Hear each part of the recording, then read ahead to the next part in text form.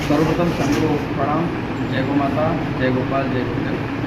और हमारे मंच पर बैठे सभी विद्वान जनों को प्रणाम करता हूँ। यह 7 दिवसीय शिविर जो हम लोगों ने यहाँ पर किया, जिसमें कि केशु भाई, मेरी बहन और समस्त जो ग्रामवासी है, खासकर हमारे मंदिर के जो बाबा जी हैं, उन्होंने भी काफ़ी इसमें योगदान दिया, काफ़ी सहयोग किया। तो सभी को मैं धन्यवाद देता हूँ। और सच बताऊँ तो यहाँ आने का कैंप जो था वो हम लोग कैंसिल कर चुके थे कि बहुत सारे लोगों का आना कैंसिल हो चुका था, 2 ग्रुप का कैंसिल हो चुका था और 10 लोगों का पंजीयन इसमें हुआ था। तो एक समय मैंने कैंसिल करने के लिए मैसेज डाल दिया था। बाद में आधे घंटे के अंदर ही यूट्यूब पे मैंने कुछ ऐसा वीडियो देख लिया गिरनार के बारे में और जो जूनागढ़ में जो गिरनार पर्वत है, तो मन में फिर एक लालसा जगी कि नहीं, ये कैंसिल नहीं करते, एक बार जाके आएंगे। तो तुरंत मैंने केशु भाई को फिर मैसेज डाला कि नहीं, ये प्रोग्राम हम लोग कैंसिल नहीं करते और मैं आऊँगा करके। हमारे संस्थान जो नागपुर में संस्थान है, वहाँ पर 7 दिवसीय प्रशिक्षण शिविर हर महीने होता है। पूरे देश विदेश से लोग वहाँ पर आते हैं। 30, 35, 40, 45 लोगों का हमारा एक बैच होता है। नागपुर से बाहर अभी तक 7 दिन के सिर्फ एक ही शिविर हुआ, ये दूसरा शिविर है। पहला शिविर फरवरी महीने में इसी साल में वृंदावन में ब्रजभूमि में हुआ था। ब्रजभूमि में ग्राम पैठा, जहाँ पर भगवान कृष्ण ने बालपन में लीलाएं की थी, वो पहला शिविर था हमारा, जो हमारे संस्थान के बाहर हम लोगों ने किया था। वो अद्भुत शिविर था। मैंने आज तक जितने भी शिविर लिए उसमें सबसे बेस्ट शिविर मैं उसको बोल सकता हूँ। ऐसा लग रहा था कि साक्षात भगवान हमारे साथ में उपस्थित है। और ये दूसरा शिविर है जो हमारे संस्थान के बाहर हम लोग इस समय यहाँ पर सितंबर महीने में करा रहे हैं। दोनों कैंप के बीच में 6-7 महीने का अंतर है। फरवरी में वो हुआ था और सितंबर में ये कैंप हो रहा है। जो अनुभव मुझे ब्रजभूमि में और वृंदावन में हुए थे, वैसे ही अनुभव मुझे इस भूमि पर हुए। इसके लिए मैं भगवान कृष्ण को बहुत बहुत धन्यवाद देता हूँ। मैं ये मानता हूँ कि भगवान कभी भी अपने भक्तों को निराश नहीं करते हैं, बस हमारे मन में उनके प्रति समर्पण होना चाहिए। ये जो शक्ति का प्रवाह, जो आशीर्वाद इस भूमि पर मैंने देखा है, तो मैं उसकी कल्पना नहीं कर सकता। वो सिर्फ अनुभव करने की बात है, इसे हम लोग एक्सप्लेन नहीं कर सकते शब्दों में। तो ये आप सभी लोगों का सौभाग्य है कि आप माधवपुर की इतनी पुण्य भूमि में आपको रहने का सौभाग्य भगवान ने दिया है, क्योंकि उसके बिना मर्जी के कुछ भी नहीं होता है। आज अगर आप माधवपुर में रह रहे हैं तो कहीं ना कहीं आपने किसी न किसी जन्म में बहुत पुण्य किया रहेगा, तब जाकर इस पावन भूमि में रहने का सौभाग्य आपको मिला। सेम वही बात ब्रजभूमि पे और वृंदावन में भी लागू होती है कि बिना उसकी मर्जी के वहाँ पर कोई भी जन्म नहीं ले सकता है, तो वो अपने लोगों को ही अपनी जगह पर भेजता है। यहाँ आने के बाद में मुझे जो अपनापन महसूस हुआ, मैं उसे शब्दों में नहीं बयां कर सकता। हर व्यक्ति के साथ में इतना अपनापन लग रहा था, ऐसा लग रहा था कि जैसे मैं इन लोगों को कई सालों से जानता हूँ, कई जन्मों से जानता हूँ और इनके साथ में हमारे पुराने संबंध हैं। ऐसा एक अटैचमेंट आप लोगों के साथ में इस 7 दिवसीय शिविर में हुआ। बहुत सारे लोग यहाँ शिविर में भाग लेने के लिए नहीं आए, मगर रेगुलर आते थे। सुबह शाम दिन भर यहाँ रहते थे कि यहाँ क्या चल रहा है, मेरी बातों को सुनते थे ध्यानपूर्वक। चाहे वो चिकित्सा का विषय हो, चाहे वो ये उत्पाद बनाने का विषय हो, हर विषय को ध्यान से गंभीरता से सुनते थे। तो बहुत ही अच्छा यहाँ का वातावरण है। खासकर ये जो मंदिर का प्रांगण है, नागमयी माँ का पूरा आशीर्वाद इस जमीन पर है। बहुत ही अद्भुत यह परिसर है। और 7 दिवसीय प्रशिक्षण शिविर में जो शिविरार्थी आए, उनके बारे में तो मैं क्या ही बोलूँ। सब एकदम बहुत ही दिव्य आत्माएं यहाँ पर आई और इनका जो यहाँ पर सत्संग चला 7 दिवसीय, और उसमें सीखने को भी मिला और बहुत कुछ हम लोगों ने यहाँ पर एंजॉय भी किया। बहुत कुछ हम लोग यहाँ पर घूमने के लिए भी गए। बहुत आनंद के साथ में हम लोगों ने यह 7 दिवसीय शिविर यहाँ पर पूरा किया। आज हमारा शिविर का अंतिम दिन है, कल हम लोग सब जाएंगे। बहुत ही मन भारी है कि इस जमीन को छोड़ने का मन नहीं कर रहा है, मगर क्या करें, आगे के प्रोग्राम फिक्स है। अभी 23-24 को मेरा काशी में प्रोग्राम है, उसके बाद रांची में झारखंड में प्रोग्राम है 29-30 को, उसके बाद में हमारे यहाँ प्रोग्राम है, 2 कैंप कंटिन्यू है, फिर दिसंबर में नेपाल में। तो हमारा पूरा टाइम शेड्यूल पूरा फिक्स रहता है। तो फिर आऊँगा, पर मैं ये आप सभी लोगों को मैं बोल के जा रहा हूँ कि मैं दोबारा आऊँगा और एक बार हम लोग दोबारा आऊँगा, क्योंकि इस भूमि से जो मुझे प्यार हो गया वो अब ये बार बार मुझे यहाँ पर बुलाएंगी। और मैंने अभी ये संकल्प ले लिया है कि साल में हम लोग हमारे केंद्र से बाहर सिर्फ 2 ही शिविर करेंगे, एक वृंदावन में और दूसरा माधोपुर। इसके अलावा अब हम लोग भारत की किसी भी ज़मीन पर हम लोग अपना कैंप अभी नहीं करेंगे। जो भी करना है वो हमारे केंद्र में करेंगे। केंद्र से बाहर बस ये 2 जगह पर हमारे शिविर कैंप होंगे। मैं 2 मिनट में हमारे उनको अपनी परिचय देना चाहता हूँ। वैसे तो मैं पढ़ाई मैंने की है, टेक्सटाइल इंजीनियरिंग की, मैंने MBA किया है और मैं मुंबई में जॉब करता था। 2010 में मैंने जॉब छोड़ी, मैंने बिरला ग्रुप के लिए काम किया, सेंचुरी टेक्सटाइल में मैंने ICICI के साथ काम किया। भारत की काफ़ी अच्छी अच्छी कंपनियों के साथ काम करने के बाद में जब मुझे लगा कि यह सिर्फ कमाई करना ही हमारे जीवन का उद्देश्य नहीं है। पैसा तो हर कोई कमा लेता है, मगर अपना भी एक सामाजिक जीवन होना चाहिए। जीवन में हम लोग क्या कर रहे हैं, किस उद्देश्य को पाना चाहते, उद्देश्यहीन जीवन था। तो मैंने वहाँ पर मुंबई में अपना सब फ्लैट, सब हमारा सब कुछ था, सब छोड़ छाड़ के बेच के फिर 2010 में हम लोगों ने ज़मीन खरीदी, वहाँ पर गौशाला की शुरुआत की। सब लोग हमको बोलते थे कि ये क्या पागल हो गए करके। दोनों पति पत्नी, वो मेरी वाइफ भी डॉक्टरेट है, PhD किया है उन्होंने, मैं भी इंजीनियर हूँ, मैंने MBA किया है, दोनों की अच्छी जॉब थी। सब छोड़कर हम लोग जब ये काम करने के लिए आए तो लोग हमें पागल समझते थे कि बोले ये क्या इतने पढ़े लिखे लोग क्या कर रहे हैं। 4 साल तक 5 साल तक हम लोगों ने काफ़ी मेहनत की और ये सब दिमाग लगाया कि इस फील्ड को कैसे हम लोग आगे बढ़ा सकते हैं।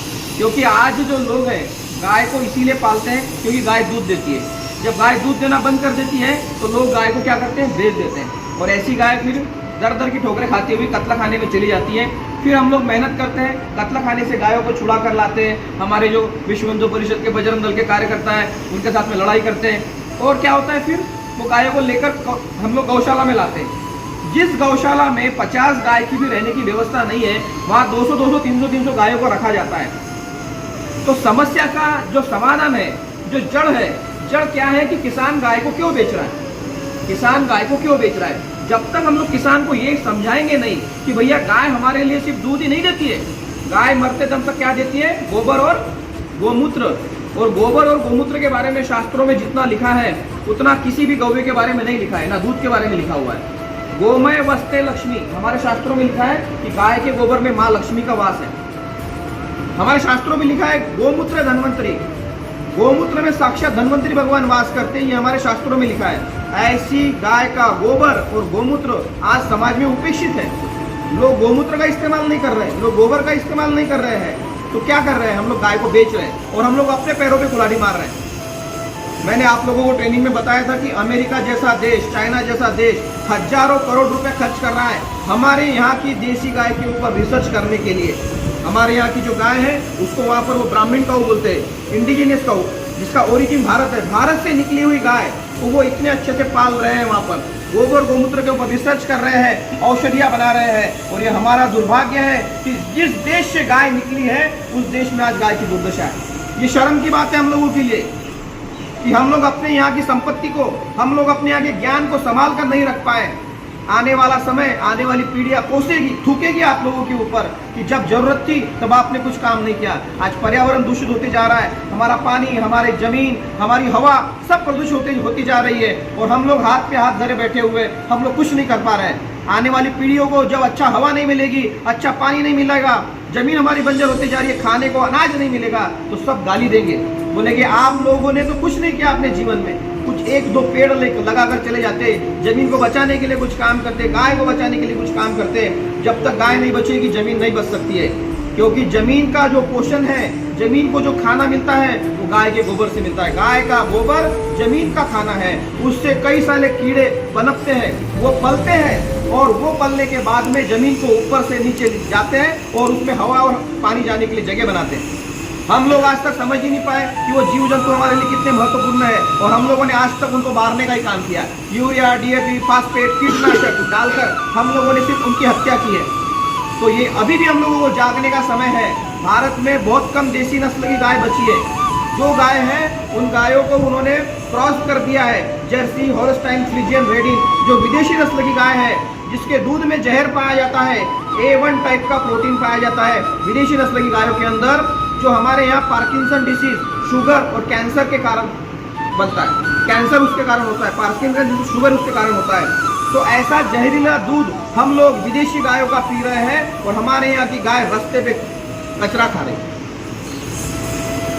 हमें अपनी गायों को पालना पड़ेगा। हमारे यहाँ की गाय का दूध विदेशों में 1000 रुपये लीटर बिक रहा है। टर्मरिक लैटे नाम से हल्दी का दूध, छोटे छोटे सेल्स काउंटर ऐसे बने हुए हैं जहाँ पर गाय का दूध हल्दी डालकर अमेरिका और यूरोपियन कंट्रीज में बिक रहा है टर्मरिक लैटे के नाम से।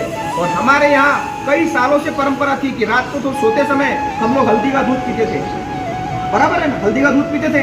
आज विदेशी लोग हल्दी का दूध पी रहे हैं। वो आज समझने लग गए हैं कि हल्दी का दूध पीने से रोग प्रतिरोधक क्षमता बढ़ती है।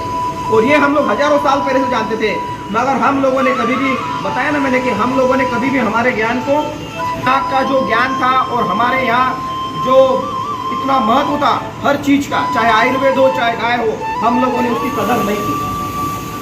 आने वाले समय में ऐसी ऐसी बीमारियां आने वाली हैं, ऐसे ऐसे वायरसेस आने वाले हैं, इतना रेडिएशन बढ़ने वाला है, सूर्य की गर्मी का प्रचंड ताप पृथ्वी पर बढ़ने वाला है और हम लोग कई सारी बीमारियों से ग्रसित हो जाएंगे। हजारों लाखों की नहीं करोड़ों की संख्या में मानव हानि होने वाली है आने वाले दिनों में। और उसको अगर कोई बचा सकता है तो वो है हमारी देसी गौ माता। उसके गोबर गोमूत्र का ज़्यादा सेवन करिए।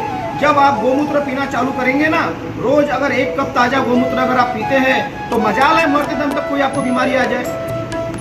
आप बीमार पड़ते हैं, लाखों रुपए खर्च करते हैं। आज अगर हार्ट की कोई किसी को बीमारी हो जाए, कैंसर की बीमारी हो जाए तो लाखों करोड़ों रुपए खर्च किया जाता है। और अगर आप पहले से गोमूत्र पीना शुरू करेंगे, रोज अगर 1 कप गोमूत्र पीते हैं देसी गाय का, तो कोई भी बीमारी आपको छू नहीं सकती। मैं आज स्टैम्प पेपर पर लिख के देने को तैयार हूँ अगर आप करते हैं तो आप समझिए कि आप भविष्य में आने वाले खर्चे को अगर आप कम कर रहे हैं तो वो भी तो एक कमाई है। पैसा बचाना भी तो कमाई है। कितनी बड़ी कमाई है। आज लोग गवर्नमेंट जॉब करते हैं, कोई डॉक्टर है, कोई टीचर है, कोई ये है, रिटायरमेंट के बाद में लाखों रुपए का उनको ग्रेजुएटी पेंशन मिलता है और उसमें से तो आधा ज़्यादा तो डॉक्टर के पास चला जाता है। कोई बाईपास करने में, किसी का किडनी खराब हो गया, किसी को शुगर हो गया, किसी को ये हो गया, किसी को कैंसर हो गया। तो सारी मेहनत की कमाई हम लोग किसके चरणों में छोड़ रहे हैं? आखिरी में डॉक्टर के चरणों में। तो इदम डॉक्टर है इदम न ममा, मेहनत बस सारी जिंदगी भर की मेहनत हम लोगों ने डॉक्टर के चरणों में छोड़ दी। क्या इसीलिए हम लोग जिंदगी भर मेहनत कर रहे थे? तो हमें अगर बचना है और आने वाली पीढ़ियों को बचाना है तो गोबर से बने हुए उत्पाद, अब देखिए ये सब गोबर से बने हुए उत्पाद है, ये अगर आप घर में रखते हैं तो इसका सबसे बड़ा फायदा, अभी जो 5G रेडिएशन आ रहा है उस रेडिएशन को गोबर में रेडिएशन को सोखने की अद्भुत क्षमता होती है। इलेक्ट्रोमैग्नेटिक फील्ड को गोबर सोख लेता है और उसके अंदर जो डीएनए होता है, मिट्टी और गोबर के अंदर अपना डीएनए होता है, वो डीएनए डैमेज हो जाता है, मगर हमारे डीएनए को डैमेज होने से बचाता है। हमें कई सारी बीमारियों से गोबर बचाता है। अगर हम लोग गोबर के घरों में रहे, आजकल वो पॉसिबल नहीं कि गोबर के घरों में रहे, तो गोबर के बने हुए आर्टिकल अगर आप घर में रखते हैं, ये सारे उत्पाद अगर आप घर में रखते हैं तो कहीं ना कहीं आप अपने आप को रेडिएशन से बचाएंगे। आने वाले दिनों में जितनी भी समस्याएं आने वाली है उन समस्याओं से आप अपने आप को बचाएंगे। कई सारे ऐसे जीवाणु है या वायरस है जो गोबर के ऊपर बैठते से ही मर जाते हैं। गोबर के ऊपर बैठते से ही मर जाते हैं बहुत सारे जीवाणु, जो अन्य कहीं पॉसिबल नहीं है, सिर्फ गोबर के ऊपर, चाहे वो सूखा हुआ गोबर ही क्यों ना हो। मैंने सोचो कि वो गोबर कितना शक्तिशाली होगा, पावरफुल होगा कि जिसके ऊपर कोई बैक्टीरिया वायरस बैठते से ही मर जाए। ये अन्य किसी जानवर के इसमें पॉसिबल नहीं है। ये सिर्फ गाय के गोबर में इतनी शक्ति है जिससे कि यह सारा संभव हो पा रहा है। हम लोगों ने क्या किया? स्वानंद गो विज्ञान ने, हम लोगों ने 2016 तक हम लोगों ने सारे प्रोडक्ट बनाए। हमारा एक ही संकल्प था, जब हम लोगों ने मुंबई छोड़ी, हमारा जॉब छोड़ा और अपने गांव में हम लोगों ने गौशाला की शुरुआत की, तब हमारा एक ही लक्ष्य था कि अपनी गाय को, अपनी गौशाला को स्वावलंबी बनाना है। 1 रुपया भी किसी से लेने की जरूरत ना पड़े, स्वावलंबी गौशाला का निर्माण करना है, आत्मनिर्भर गौशाला का निर्माण करना है। इसके लिए हम लोगों ने अपने यहाँ गौशाला की शुरुआत की और आज तक 1 रुपया भी किसी से दान में नहीं लिया। मैं खुद सेंट्रल गवर्नमेंट में ऑनररी एनिमल वेलफेयर ऑफिसर हूँ, एनिमल वेलफेयर बोर्ड के लिए काम करता हूँ। Wild life crime control bureau में मैं ऑफिसर हूँ, वहाँ उसके लिए काम करता हूँ। मगर मैंने आज तक कई लोगों को लोन दिलवाया पर मैंने 1 रुपया भी नहीं लिया, क्योंकि हमारा संकल्प था कि हम लोग अपनी गाय के गोबर गोमूत्र से अपना खर्चा निकालेंगे और अपनी गौशाला को स्वावलंबी बनाएंगे। 2016 के बाद में हम लोगों ने गाय के गोबर गोमूत्र से जो उत्पाद हम लोग बनाते थे, उन उत्पादों को लोगों को सिखाना शुरू किया। आज 7 साल हो गए, 8वां साल शुरू है। पूरे भारत के ऐसा कोई राज्य नहीं छूटा, ऐसा कोई जिला नहीं छूटा जहाँ से लोग हमारे यहाँ ट्रेनिंग के लिए ना आते हो और जहाँ हम लोगों ने ट्रेनिंग ना दी हो। 1 दिन के 2 दिन के कैंप पूरे भारत के अलग अलग राज्यों में हम लोग लगाते हैं और वहाँ पर लोगों को हम लोग सिखाते हैं किस प्रकार गाय के गोबर गोमूत्र से हम लोग ये उत्पाद बना सकते हैं। ये उत्पाद बनाने का पीछे का उद्देश्य एक ही है कि हम लोगों को गाय के महत्व को लोगों को समझाना है कि गाय का दूध ही नहीं, गोबर और गोमूत्र भी काम का है। गोबर से भी ये सारी चीजें बन सकती है, गोमूत्र से भी हम लोग पैसे कमा सकते हैं। जब तक ये बात किसान समझेगा नहीं तब तक वो गाय की कदर नहीं करेगा। आजकल तो लोग अपने माँ बाप को घर में नहीं रखते हैं, उसकी उपयोगिता खत्म होने के बाद में, तो गाय तो वो दूर की बात है। जब तक गाय को धर्म के दायरे से निकालकर उपयोगिता के दायरे में नहीं लाएंगे, जब तक गाय के गोबर गोमूत्र का उपयोग लोगों को नहीं सिखाएंगे, तब तक लोग गाय पालने वाले नहीं हैं। और यही काम हम लोगों ने लेके रखा है कि किस प्रकार से लोगों को समझाया जा सके कि गोबर गोमूत्र से भी बहुत सारी चीज़ें बन सकती है। अब देखिए, आज आप ये सारे के सारे प्रोडक्ट जो देख रहे हैं, अब ये सजावट का सामान देखिए कितना सुंदर दिख रहा है। ये प्लास्टिक का बनता था, चाइना से आता है। 50 रुपये 30 रुपये में चाइना का माल बिकता है। ये हमारे यहाँ के किसान ने बनाया। कोई बोल सकता है ये हाथ से बनाया हुआ करके कोई बोल सकता है? ऐसा लग रहा है जैसे कि मशीन से बनाया हुआ होगा। ये देखिए सब राखियाँ, अब ये राखियों के सीजन में ये देखिए राखियाँ जो है हजारों की संख्या में राखियाँ बिकी। अभी रक्षाबंधन में ये गोबर की बनी हुई राखियाँ। हम लोग ये प्रोडक्ट क्यों बना रहे हैं? आज plastic, cement, POP, plaster of Paris पूरी दुनिया को तबाह करके रख दिया है। पूरी जमीन से लेकर तो पानी, समुद्र में आप चले जाइए, वहाँ पर आपको इतना सारा वेस्ट मिलेगा, प्लास्टिक वेस्ट। तो जितने समुद्री जीव है सब मर रहे हैं, परेशान है। इंसान का कचरा, उससे परेशान है पूरी दुनिया। हम लोग जो प्लास्टिक दे रहे हैं पर्यावरण में, हम लोग जो सीमेंट पीओपी फेंक रहे हैं, ये कभी भी रिसाइकल होने वाला नहीं है। ये सारा का सारा पृथ्वी के ऊपर क्या है? बोझ है। हम लोग यह प्रोडक्ट बनाकर, ये सारे गोबर से उत्पाद बनाकर हम लोग उस वेस्ट को जीरो कर रहे हैं। क्या कर रहे हैं? जीरो कर रहे हैं। ये सिर्फ वेस्ट जीरो नहीं होगा तो इससे क्या बनेगा? खाद बनेगा। जब आप इसको यूज करने के बाद जमीन में फेंक देते हैं तो ये क्या होगा? खाद बन जाएगा, क्योंकि इसमें गोबर है। सारे जमीन में रहने वाले कीड़े, जितने भी हमारे मित्र कीटक है, सॉइल फ्रेंडली ह्यूमस है, ये सारे के सारे उसको खाएंगे और उनको पोषण मिलेगा। तो आपके हाथ से पुण्य का काम हो रहा है। जहाँ आप प्लास्टिक के वस्तुओं को इस्तेमाल करते थे, वहाँ आपके हाथ से पाप होता था। ये उत्पादों को आप यूज करेंगे तो आपके हाथ से पुण्य होगा। पैसा दोनों तरफ देना है, उसको भी पैसा देना है, इसमें भी पैसा देना है। आज जब से कोरोना काल आया, चाइना के यहाँ से जो माल आता था हमारे यहाँ, जितना माल हम लोग इंपोर्ट करते थे, उसमें इतनी कमी आ गई कि आप कल्पना भी नहीं कर सकते। और हमारे यहाँ की गौशालाओं ने ये सारे उत्पाद बनाकर